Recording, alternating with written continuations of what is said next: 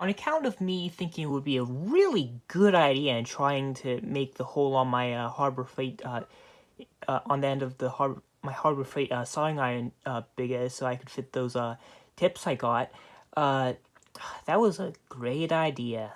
Oh wait, no it wasn't. Still pissed at myself.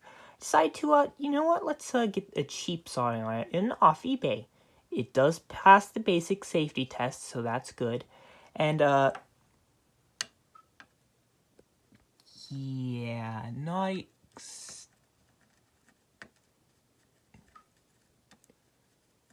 Like, this thing's like 36 watts, and it's having trouble with heating this ground plane up. The Harbor Freight iron did not have that issue. It did not have this issue. The cheap iron from Harbor, you're better off popping down to your local Harbor Freight and getting their soldering iron than waiting for this off of eBay. Also, it's yet another tip, different tip. So annoying. My tips do not fit this one either. That's just...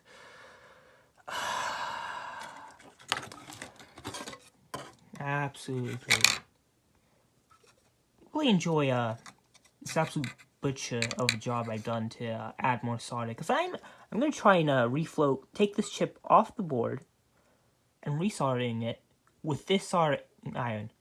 Already failed because I've had to rely on that iron, which has basically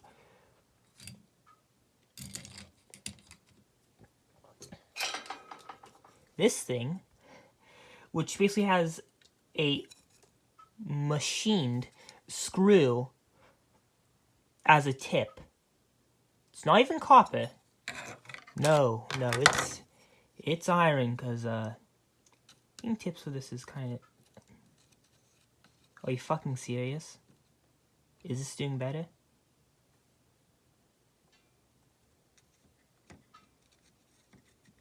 No, it's not. It's just because it was mildly warm. Yeah. Let me try that. I mean, if I wasn't half-assing it, I could have done better with that soldering iron. But yeah. Actually, no. I definitely could have done better. That was a crap job. You don't need to be an electronics expert to know that's not working again. Yeah, just... yeah. The hot air station is good, though. And that's a Chinese special. This bad boy alone has improved my soldering skills greatly. Mainly because I can actually remove components from things. Yeah.